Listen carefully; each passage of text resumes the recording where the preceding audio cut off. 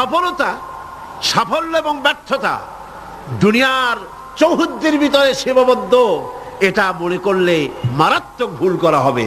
দুনিয়ার এই চৌহদ্দির ভিতরে সফলতার বিফলতার মানদণ্ড সীমাবদ্ধ নয়, বরং আমাদের আরেকটা জীবন আছে। যারা পরকালের জীবনকে বিশ্বাস করে না, তারা দুনিয়ার সফলতায় বিশ্বাসী। কথা বুঝতে পেরেছেন? তারা এই পৃথিবীতে মারিং কাটিং করে সমানে খায়, সমানে মারে, যা খুশি তাই করে। আর যারা পরকালকে বিশ্বাস করে, তারা এগুলি করতে পারে না। এই জন্যে জীবনের সফলতা, আসল সফলতা হবে কিয়ামতের দিন। আল্লাহ রাব্বুল আলামিন তার বান্দাকে যদি মাফ করে দেন, যদি দয়া করে জান্নাত দান করেন, এটাই হলো জীবনের সফলতা। সুবহানাল্লাহ। আল্লাহ পাক বলছেন সাফল্যের কোরআনী ধারণা ভিন্ন রকম। সূরা বাকারার প্রথম দিকেই বলা হয়েছে জীবন সফল হওয়ার জন্য কি কি করা লাগবে। জীবন যাদের সফল হবে তাদের গুণ বর্ণনা করা হচ্ছে। শোনেন, আল্লাহ পাক বলছেন যারা নাকি গায়েবকে বিশ্বাস করবে, অদৃশ্যকে বিশ্বাস করবে। আমরা বিশ্বাস করছি কিনা? আর যারা জবাব দিলেন না, তারা বুঝি করেন নাই। অদৃশ্য বোঝেন তো? অদৃশ্য কি? আল্লাহ পাক। আল্লাহ পাকের দেখি না, কিন্তু বিশ্বাস করি নি। এত আস্তে করলেন কেন? বিশ্বাস করছি কিনা? অবশ্যই করেছি, হাজারবার করেছি, জীবনের বিনিময় করি। আল্লাহ পাক আছেন, ছিলেন, আছেন, থাকবে। হুয়াল হাইয়ুল কাইয়্যুম। গায়বকে যারা বিশ্বাস করে, যারা নামাজকে প্রতিষ্ঠা করে এবং নিজের রিস্ক থেকে যা সে ইনকাম করে, তার থেকে আল্লাহর রাস্তায় খরচ করে। আর কি? সেই কিতাবের উপরে বিশ্বাস করে, এর পূর্বে যত কিতাব এসেছে ওই কিতাবের উপরেও বিশ্বাস করে। ওয়াবিল আখিরাতি হুম ইউকিনুন। এবং পরকালকে বিশ্বাস করেছে যারা, তারা কি? এবার আসতেছে আসল কথাটা। উলাইকা আলা হুদাম মির রাব্বিহিম ওয়া উলাইকা হুমুল মুফলিহুন। এরাই হচ্ছে সত্য পথ, সত্য পথের উপরে রবেন তার মালিকের পক্ষ থেকে, মালিকের দেখানো পথের উপরে প্রতিষ্ঠিত, এবং এরাই সফল কাম। সুবহানাল্লাহ। এরাই সফল কাম। জীবনের সফলতা আর বিফলতার ব্যাপারে সূরা আলে ইমরানের মধ্যে বলা হয়েছে, ইয়া আইয়ুহাল্লাযীনা আমানু সুবিরু ওয়া সাবিরু ওয়া রাবিতু ওয়াত্তাকুল্লাহা লাআল্লাকুম তুফলিহুন। হে বিশ্বাসীরা, সবরের পথ অবলম্বন করো, বাতিল পন্থীদের মোকাবেলায় দৃঢ়তা অর্জন করো। জীবন সফল হওয়ার পথ দেখুন। জীবন সফল হবে কিসে? হে বিশ্বাসীরা, সবরের পথ অবলম্বন করো। মাথা গরম করো না, মাথা ঠান্ডা রাখো, সবরের পথ অবলম্বন করো। এই সবরের ব্যাখ্যাও আমরা এখানে করেছি। তারপরে বাতিল পন্থীদের মোকাবেলায় দৃঢ়তা দেখাও, এরপরে হকের পথে উঠে পড়ে লেগে যাও। আশা করা যায় তোমরা সফল কাম হবে। সুবহানাল্লাহ। আশা করা যায় তোমরা সফল হতে পারবে। সফলতার মানদণ্ড সম্পর্কে সূরা মায়েদায় বলা হয়েছে, ইয়া আইয়ুহাল্লাযীনা আমানুত্তাকুল্লাহা ওয়াবতাগু ইলাইহিল ওয়াসিলা ওয়াজাহিদু ফি সাবিলিহি লাআল্লাকুম তুফলিহুন। জীবনের সফলতা এই ব্যাখ্যা নেব কার কাছ থেকে? বলেন না কার কাছ থেকে? কোটি টাকার মালিক হলে জীবনের সফলতা আসে না। গাড়ি বাড়ি ইন্ডাস্ট্রির মালিক হলে, ক্ষমতায় গেলে জীবনের সফলতা দুনিয়ার চৌহদ্দির ভিতরে সীমাবদ্ধ নয়। ব্যাখ্যা নেব কার কাছ থেকে? ওই আল্লাহ পাক বলছেন, হে বিশ্বাসীরা, জীবন তোমার সফল হবে আল্লাহকে ভয় করো। কারে ভয় করতে হবে? রাষ্ট্রকে, পুলিশকে, আর্মিকে, প্রধানমন্ত্রীকে, প্রেসিডেন্টকে। কারে ভয় করতে হবে? জোরে চিল্লা এখন। আল্লাহ রাব্বুল আলামিনকে ভয় করো। আর আল্লাহর নৈকট্য, আল্লাহর দরবারে পৌঁছার জন্য নৈকট্য অবলম্বন করো। নৈকট্য লাভের অনুসন্ধান করো, আল্লাহর কাছে যাওয়ার জন্য নৈকট্য লাভের অনুসন্ধান করো। ওয়াবতাগু ইলাইহিল ওয়াসিলা, এর তাফসীর করা হচ্ছে আমলে সালেহ, নেক কাজ করো, সেই নেক কাজগুলি তোমার জন্য জান্নাতে যাওয়ার ওসিলা হয়ে যাবে। সুবহানাল্লাহ, ওসিলা তালাশ করো। আর হলো আল্লাহর পথে সাধনা করো, চেষ্টা করো, মুজাহিদা করো, জিহাদ করো, সংগ্রাম করো, তাহলে তোমাদের জীবন সফল হয়ে যাবে। আবার সফলতার মানদণ্ড সম্পর্কে সূরা মায়েদার অন্য আয়াতে আল্লাহ পাক বলেন, ইয়া আইয়ুহাল্লাযীনা আমানু ইন্নামাল খামরু ওয়াল মাইসিরু ওয়াল আনসাবু ওয়াল আজলামু রিজসুম মিন আমালিশ শাইতানি ফাজতানিবুহু লাআল্লাকুম তুফলিহুন। হে বিশ্বাসীরা, মদ, জুয়া, মূর্তি চায়, মদ এবং জুয়ার মাধ্যমে তোমাদেরকে আল্লাহর জিকির স্মরণ থেকে গাফিল করে দিতে, তোমাদের পারস্পরিক তোমাদের মধ্যে শত্রুতা বৃদ্ধি করে দিতে চায়। ফাহাল আনতুম মুনতাহুন, এগুলি শোনার পরেও কি তোমরা এই মদ আর জুয়া থেকে ফিরে থাকবে না? কে বলতেছেন? কে বলতেছেন? এর থেকে ফিরে থাকো, লাআল্লাকুম তুফলিহুন, আশা করা যায় তোমরা সফল কাম হবে। আমরা সফলতার আশা করি আল্লাহ নিষিদ্ধ জিনিসকে জারি করে দিয়ে, আল্লাহ নিষেধ করা জিনিসগুলি চালু করে দিয়ে তার মধ্যে সফলতা আশা করি। আর আল্লাহ বলেন, আমার নিষিদ্ধ করা জিনিসগুলিকে দুনিয়ার বুকে নিষেধ করো, বন্ধ করে দাও, তাহলে সফল হবে। প্রসঙ্গক্রমে আল্লাহ পাক আরেকটি গুরুত্বপূর্ণ কথা সামনে বলছেন। আল্লাহর কথা সবই গুরুত্বপূর্ণ। আল্লাহর কথা কি? সবই গুরুত্বপূর্ণ।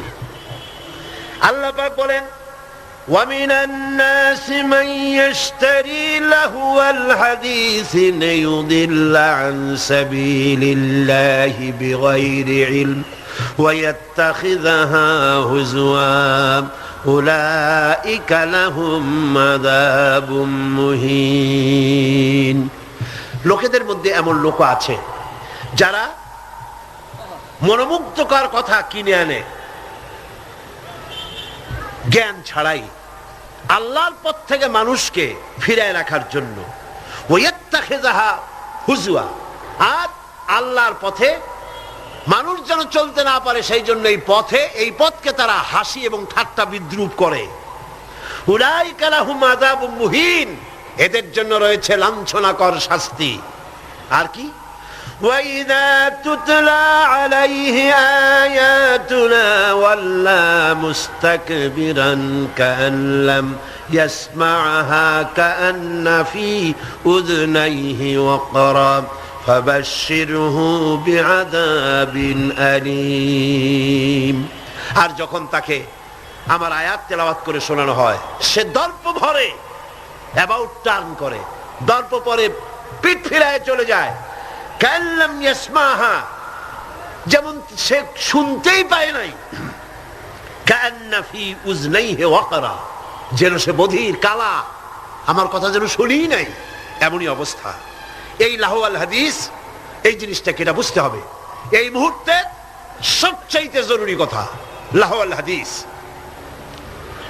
এগুলো হচ্ছে একদিকে আল্লাহর পক্ষ থেকে পথ নির্দেশনা আসছে, অনুগ্রহ আসছে, সেটার নাম হচ্ছে, সেটা দিয়ে লোকেরা লাভবান হচ্ছে, তার নাম কিতাব কোরআন শরীফ। তার নাম কি? কোরআন শরীফ। অন্যদিকে ওই সব সৌভাগ্যবান ব্যক্তির পাশাপাশি এমন দুর্ভাগা লোকেরাও রয়েছে যারা আল্লাহর আয়াতের মোকাবেলায় ভিন্ন পদ্ধতি গ্রহণ করেছে। সেটা কি? তারা বিভিন্ন মনোমুগ্ধকর কথা বিভিন্ন জায়গা থেকে আমদানি করেছে। হাদিস শরীফে এসেছে, নজর ইবনে হারিস, কুরাইশদের এক ব্যক্তি, সে বলল, তোমরা মুহাম্মদ সাল্লাল্লাহু আলাইহি ওয়াসাল্লামের কারণ রাসূলুল্লাহর চেহারা দেখে, রাসূলুল্লাহর ব্যবহারে ইসলামের দিকে আকৃষ্ট হচ্ছে, আর কোরআন শুনে মানুষ পাগল হয়ে যাচ্ছে। সুবহানাল্লাহ। নবীজি যখন তেলাওয়াত করতেছেন, কাফের বেঈমানেরা চতুর্দিক থেকে দাঁড়ায় যাচ্ছে। রাসূলুল্লাহর তেলাওয়াত শুনে শুনে নিজেদের অজান্তে চোখের থেকে পানি পড়তেছে, আর মুখ দিয়া বেসাখতা বেরিয়ে যাচ্ছে, লা ইলাহা ইল্লাল্লাহু মুহাম্মাদুর রাসূলুল্লাহ। সূরা পড়ে লা ইলাহা লা ইলাহা লা ইলাহা ইল্লাল্লাহু মুহাম্মাদুর রাসূলুল্লাহ। নজর বিন হারিস বলল, মুহাম্মদ সাল্লাল্লাহু আলাইহি ওয়াসাল্লামের বিরুদ্ধে কথা বলে ইসলাম থেকে সরাইতে পারবা না। আমি বুদ্ধি এঁটেছি, আমি এক কায়দা করব, দেখবা লোকেরা এখানে আর আসবে না। সেটার জন্য সে চলে গেল বাগদাদ। মক্কা থেকে বাগদাদ ইরাক চলে গেল। ইরাক থেকে পুরানা রাজা বাদশাদের কিসসা কাহিনী কিনে আনলো। সেই কিসসা কাহিনী কিনে এনে সেইগুলি কিসসার এক বিরাট আসর বসাইলো। আর সেই আসরকে আরো আকর্ষণীয় করার জন্য নর্তকী, সুন্দরী, গায়িকা, নায়িকা এদেরকে আনা হলো। এই দিয়ে মানুষকে কোরআন থেকে ফিরায় রাখার জন্য চেষ্টা করলো। আর ইসলামের রাস্তাকে, কোরআনকে ঠাট্টা বিদ্রুপ তারা করতে লাগলো। বন্ধুগণ, আল্লাহ রাসূল আখিরাত এবং নৈতিক চরিত্রে শোনার ইচ্ছাই যেন লোকেরা হারিয়ে ফেলে, সেই জন্য এই চেষ্টা তারা করলো। যেমন আজকাল ইসলাম থেকে দূরে সরাবার জন্য চেষ্টাটা চলছে। এই চেষ্টা চলতেছিল রাসূল করিম সাল্লাল্লাহু আলাইহি ওয়াসাল্লামের সময়। কোরআন যাতে শুনতে না পারে সেজন্য নায়িকা এনেছে, গায়িকা এনেছে। সেজন্য তারা গল্পের আসর বসিয়েছে, সাংস্কৃতিক আন্দোলন করেছে। এগুলি করে কোরআন থেকে ফিরাবার হাজারো প্রচেষ্টা করেছে। আর আজও একই পদ্ধতিতে গোটা জাতিকে চরিত্রহীন বানাবার লাহওয়াল হাদিস দিয়ে প্রচেষ্টা চলছে। ঠিক কিনা? ঠিক কিনা? আজ দেখেন দেশের সরকারের পৃষ্ঠপোষকতায় নর্তকী, গায়িকা, নায়িকা বন্যার পানির মতো ভারত থেকে আসতেছে। ঠিক কিনা? এরপরে আল্লাহর কোরআনের পথে বাধা দেওয়ার জন্য নাচ, গান, নাটক, সিনেমা ইত্যাদির আমদানি করা হচ্ছে। এগুলি করে ইসলামের পথে বাধার সৃষ্টি করা হচ্ছে। দর্শন বাড়তেছে, চরিত্রহীনতা ক্রমান্বয়ে বাড়তেছে। এগুলি সব হচ্ছে লাহওয়াল হাদিস। এগুলি কি বলুন? লাহওয়াল হাদিস। এই লাহওয়াল হাদিস থেকে আল্লাহ পাক বাঁচার জন্য বলেছেন, যারা কেনে এই লাহওয়াল হাদিস, যারা কেনে অর্থাৎ নিরর্থক, মনোমুগ্ধকর, আকর্ষণীয়, আল্লাহর পথ থেকে ফিরাবার যত ব্যবস্থা আছে সবগুলি হচ্ছে লাহওয়াল হাদিস। এগুলি তারা কেন করে? এগুলি করে লিয়ুদিল্লা আন সাবিলিল্লাহ, আল্লাহর রাস্তা থেকে মানুষগুলোকে ফিরাবার জন্য, আর কোনো কারণ নেই। মুন্সিগঞ্জে আমার এক মাহফিল ছিল, নারায়ণগঞ্জের এপার। সেই জায়গায় প্রোগ্রামটা আমার শুক্রবার দিন প্রোগ্রাম হবে সকাল 8টায়, একটা দোয়ার মাহফিল। সেই মাহফিলে গিয়ে রাতের বেলায় মঞ্চ, গেট পোড়ায় দিয়েছে। মাহফিল যাতে না হতে পারে সেজন্য সরকারি ছত্রছায়ায় এই কাজটি সেখানে করা হয়েছে। আমি শুনে বললাম, যারা এই কাজটা করলো তারা তো মাহফিলের প্যান্ডেলে আগুন দেয় নাই, নিজেদের তকদিরে আগুন লাগাইছে। নিজেদের তকদিরে আগুন লাগাইছে। জীবনে তো গানের প্যান্ডেলে আগুন দাও নাই, থিয়েটারের গেটে আগুন দাও নাই, জীবনে কোনোদিন যাত্রার প্যান্ডেলে আগুন দাও নাই। সেই প্যান্ডেলটা আগুন দিলা যেখানে বসে কোরআনের কথা বলা হয়, যেখানে হাদিসের কথা বলা হয়। আগুন কপালে দিয়েছো, তকদিরে পোড়াইছো। যে হাত দিয়ে কোরআনের মাহফিলের মঞ্চর প্যান্ডেল পোড়ানো হয়েছে, এই হাত তো সাথে থাকার কথা নয়। এরপরে আল্লাহ পাক বলছেন, এদের অবস্থাটা কি? এরা ওয়াইত্তাখিযাহা হুজওয়া, আল্লাহর পথে আহ্বানকারীদেরকে তারা ঠাট্টা বিদ্রুপ করে। লিয়ুদিল্লা আন সাবিলিল্লাহ, একদিকে তো আল্লাহর রাস্তায় বাধা সৃষ্টি করে যাতে করে আল্লাহর পথে আসতে না পারে, তার জন্য হাজারো প্রচেষ্টা করে। 2 নম্বরে ঠাট্টা বিদ্রুপ করে ইসলামওয়ালা, টুপিওয়ালা, নামাজওয়ালা, দাড়িওয়ালা, নানান কথা বলিয়া ইসলাম যারা করে তাদেরকে ঠাট্টা এবং বিদ্রুপ করে। আল্লাহ বলেন, এই যে লাঞ্ছনা করতেছ নবীকে, কোরআনকে, ইসলামকে, ইসলামের দায়ীদেরকে, আর আমি তোমাদের জন্য তোমরা যে ইসলামকে লাঞ্ছনা করছো, মুসলমানদেরকে লাঞ্ছিত করছো, এই জন্য আমি আল্লাহ তোমাদের জন্য রেখেছি উলাইকা লাহুম আযাবুম মুহিন। ইসলামকে যারা লাঞ্ছিত করছো, মুসলমানদেরকে যারা লাঞ্ছনা দিচ্ছ, তোমাদের জন্যই লাঞ্ছনাদায়ক শাস্তি আমি আল্লাহ রেখে দিয়েছি কিয়ামতের দিন। এদের অবস্থাটা কি? আল্লাহ বলেন এদের অবস্থা হচ্ছে ওয়াইদা তুতলা আলাইহি আয়াতুনা ওয়াল্লা মুস্তাকবিরান কাআন লাম ইয়াসমাহা কাআন্না ফি উযনাইহি ওয়াকরাব। এদেরকে যখন আল্লাহর আয়াত তেলাওয়াত করে শোনানো হয়, দর্প পরে পিঠ ফিরায় চলে যায়, আমল দিতে চায় না। আল্লাহ বলেন এমন ভাবে অহংকারে ফিরে যায়, কান্না ফি উযনাইহি ওয়াকরা, মনে হয় যেন কানা বধির, শুনি নাই। ফাবাশশিরহু বিআযাবিন আলীম, এদেরকে কঠিন শাস্তির সুসংবাদ দাও। কঠিন শাস্তির কি দাও? কঠিন শাস্তির কি সুসংবাদ হয়? কি হয়? দুঃসংবাদ। আল্লাহ বলছেন কি? সুসংবাদ। এটা একটা দৃষ্টান্ত দিলে আপনারা বুঝবেন। আমি মাঝে মধ্যে এটা দৃষ্টান্ত দিয়ে এভাবে বুঝাই। ছেলে যদি মায় কন্ট্রোল করতে না পারে, খুব দুষ্ট ছেলে, মায় কন্ট্রোল করতে পারে না, মা তখন বলে আমার কথা তো শুনলি না, দাঁড়া অপেক্ষা কর, তোর বাবা আসবে, আমি তার কাছে বলবো। এমন পিঠটি লাগাবে, তখন মজা টের পাবি। পিটাইলে কি মজা লাগে নাকি? তাহলে এটা বলছে কেন? শাস্তির তীব্রতা বুঝাবার জন্য। সেই জন্য আল্লাহ পাক বলছেন ফাবাশশিরহু, এদেরকে সুসংবাদ শোনাও। পীড়াদায়ক, যন্ত্রণাদায়ক শাস্তি এদের জন্য রয়েছে যারা ইসলামের পথে বাধা দেয় আর ইসলামকে দিয়ে যারা ঠাট্টা বিদ্রুপ করে। মরিয়া দেখো, তারপরে টের পাবা। এখন তো কিছু আল্লাহ কবে না। আল্লাহ খুব, আল্লাহর ধৈর্য আমাদের চাইতে কম না বেশি? সুবহানাল্লাহ, সুবহানাল্লাহ, কম সুবহানাল্লাহ। চিন্তা করা যায়, আল্লাহ যদি আমাদের মতো এরকমের বদমেজাজি হইতেন, মেজাজ খারাপ হইতো, কবে ভাঙ্গি চুরে সব শেষ করে ভালাইতেন। আল্লাহর কত ধৈর্য, সুবহানাল্লাহ, কত ধৈর্য। আল্লাহ অপেক্ষা করতেছেন, সময় দিচ্ছেন। ওয়ায়ামুদ্দুহুম ফি তুগয়ানিহিম ইয়ামাহুন। আল্লাহ পাক সার্কাসদেরকে, সীমা লঙ্ঘনকারীদেরকে ঢিল দিচ্ছেন, কর যদ্দুর পারিস কর। তারপরে যখন প্রান্ত সীমায় চলে যায়, এরপর আল্লাহ পাক ধরেন। আর যখন ধরেন তখন ছাড়াই নিতে পারে এমন ক্ষমতা পৃথিবীর কারো।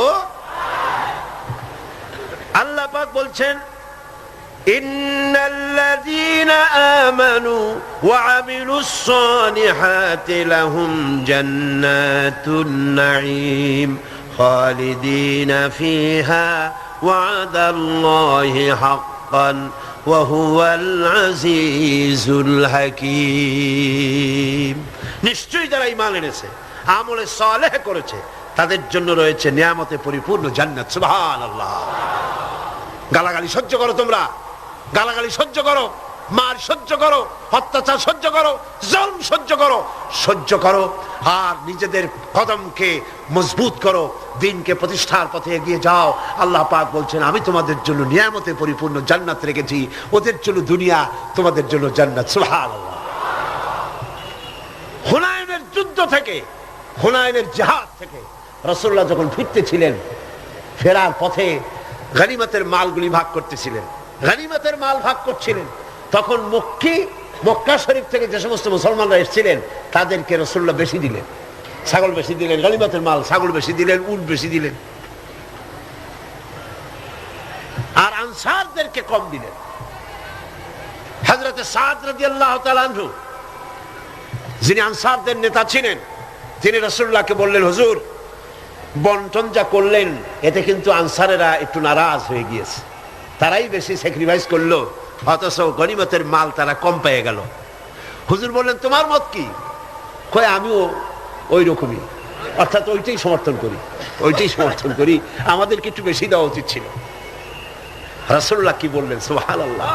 রাসূলুল্লাহ বললেন একটু পরেই তুমি দৃশ্যটা দেখবা, ও সাদ, ও আনসারেরা, একটু পরেই দৃশ্যটা দেখবা। মক্কায় যারা ফিরে যাবে তারা নিয়ে যাবে উট, ভেড়া, ছাগল, আর মদিনায় যারা ফিরে যাবে তারা নিয়ে যাবে আল্লাহ রাসূলকে সাথে নিয়ে যাবে, আল্লাহ রাসূলকে সাথে নিয়ে যাবে। কোনটা বেশি? সুবহানাল্লাহ। দুনিয়ায় ঠাট্টা করে, বিদ্রুপ যারা করে, গালাগালি করে, সহ্য করো এবং তাহাম্মুলের সাথে পরিস্থিতির মোকাবেলা করো। আল্লাহ পাক বলছেন অপেক্ষা করো, ওদের জন্য দুনিয়ায় সব শেষ, যত সেলুট এইখানে শেষ।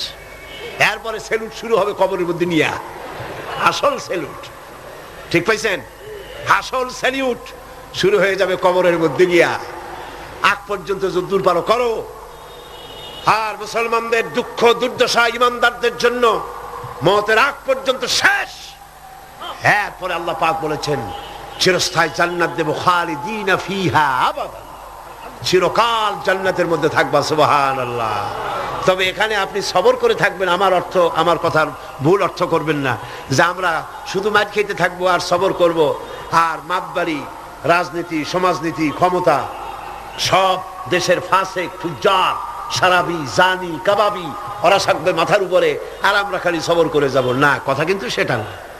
কথা হচ্ছে ধৈর্যের সাথে পথ অতিক্রম করেন, মঞ্জিলের পানে এগিয়ে যান। মঞ্জিল কি? কোরআনের আইন চালু হওয়া। মঞ্জিল কি? আল্লামা ইকবাল বলেছেন মঞ্জিলের দিকে এগিয়ে যাও, মঞ্জিলের পথে গন্তব্যে এগিয়ে চলো, সেই পর্যন্ত চলতে থাকো যতক্ষণ পর্যন্ত তোমার নাকের থেকে শ্বাস আসা যাওয়া করে। যতক্ষণ পারো মঞ্জিলে পৌঁছাবার জন্য দৌড়াও। যখন দৌড়াতে পারবে না, পায়ে যখন শক্তি নাই, তখন হামাগুড়ি দাও। হামাগুড়ি দিয়াও যখন এগোতে পারো না, গড়াতে থাকো। যখন তাও পারো না, তখন মঞ্জিলের পানে তাকায় থাকো যতক্ষণ চোখের পাতা তোমার স্তব্ধ হয়ে না যায়। চোখের পাতা নীরব নিস্তব্ধ না হওয়া পর্যন্ত মঞ্জিলের পানে তাকায় থাকো। আমরাও ধৈর্য ধারণ করে পরিস্থিতির মোকাবেলা করব। ওরা অস্ত্র নিয়ে আসবে, আমরা অস্ত্র ধারণ করব। সেই অস্ত্র বন্দুক নয়, কামান নয়, রিভলভার নয়, স্টেনগান নয়, এসএলআর নয়, দুনিয়ার মানুষের বানানো অস্ত্র নয়। ওদের অস্ত্রের মোকাবেলা করব ইমানের অস্ত্র দিয়ে, চরিত্রের অস্ত্র দিয়ে। কিসের অস্ত্র দিয়ে? চরিত্রের অস্ত্র দিয়ে, ইমানের অস্ত্র দিয়ে এদের মোকাবেলা করব। আর ইনশাআল্লাহ বাংলার জমিনে দ্বীন প্রতিষ্ঠা আমরা করব ইনশাআল্লাহ। আল্লাহ পাক বলছেন এইভাবে যারা ঈমান আনবে, আমলে সালেহ করবে, ওদের জন্য জান্নাতুন নাঈম, নিয়ামতে পরিপূর্ণ জান্নাত দেব, খালিদিনা ফিহা, ওর মধ্যে তারা চিরকাল থাকবে। ওয়াদাল্লাহি হাক্কান, আল্লাহর প্রতিশ্রুতি অকাট্য। আল্লাহ ওয়াদা খেলাপ করেন না? করলেন কেন? আসতে বললেন কেন? আল্লাহ ওয়াদা খেলাপ করেন? কখনো না। অকাট্য প্রতিশ্রুতি। শেষে গিয়ে বলছেন ওয়াহুয়াল আজিজুল হাকিম, তিনি প্রজ্ঞাময় এবং পরাক্রমশীল। তিনি যে ওয়াদা করেন সেই ওয়াদা পালনের পথে বাধা সৃষ্টি করতে পারে এমন ক্ষমতা আকাশেও নাই, জমিনেও নাই। আল্লাহ রাব্বুল আলামিন আমাদেরকে সেই আল্লাহর পথে ঈমান এনে চলার তৌফিক দান করুন বলি আমিন। মুনাজাতের জন্য দাঁড়ানো ভাইরা বসুন, যত লোক দাঁড়ানো আছেন সবাই বসুন। لنكونن من الخاسرين ربنا لا تزغ قلوبنا بعد إذ هديتنا وهب لنا من لدنك رحمة إنك أنت الوهاب। আয় আল্লাহ তাআলা, হাজার হাজার মুসলমান নরনারী দীর্ঘক্ষণ ধরে তোমার কোরআনের কথা শুনেছি। আল্লাহ মেহেরবানি করে আমাদের আলোচনা দরুদ ও সালামের সওয়াব রাসূল করিম সাল্লাল্লাহু আলাইহি ওয়াসাল্লামের রূহ মুবারকে পৌঁছায় দাও। হে আল্লাহ তাআলা, আমরা যারা হাত তুলেছি এর মধ্য থেকে মা বাপ যাদের দুনিয়া থেকে জন্মের মতো বিদায় হয়ে গেছে, আল্লাহ কবরগুলিকে জান্নাতের টুকরায় পরিণত করে দাও। রব্বির হামহুমা কামা রব্বায়ানি সগীরা। সবাই পড়েন রব্বির হামহুমা কামা রব্বায়ানি সগীরা। হে আল্লাহ তাআলা, সারা জীবন আমরা গুনাহ করেছি, দয়া করে মেহেরবানি করে আমাদের জিন্দেগীর সমস্ত গুনাহ কথা মাফ করে দাও। হে আল্লাহ তাআলা, এত বড় মাহফিল, এই মাহফিলের আয়োজন ইসলামী সমাজ কল্যাণ পরিষদ প্রতি বছর করে। আল্লাহ তুমি জানো। হে আল্লাহ তাআলা, তুমি দয়া করে মেহেরবানি করে এই মাহফিলের 5টা দিন তুমি তোমার কুদরত নিজাম দিয়ে চালায় দিও। হে আল্লাহ, অর্থনৈতিক দিক থেকে যে অসুবিধা আছে, হে আল্লাহ তাআলা, মালদার লোক যারা, আয় আল্লাহ তুমি দয়া করে তাদের দিলকে বড় করে দাও। তারা যেন ওনাদের সঙ্গে দেখা করে গোপনে গোপনে তোমার নবী যেভাবে বলেছে ডান হাতে দাও বাম হাতে যেন ঠেল না পায়, এইভাবে করে কোরআনের খেদমতে এই এলাকার মুসলমানগুলি যেন, মুসলমান নারী পুরুষ সবাই যেন এগিয়ে আসে। আল্লাহ সকলের দিল আর হাত তুমি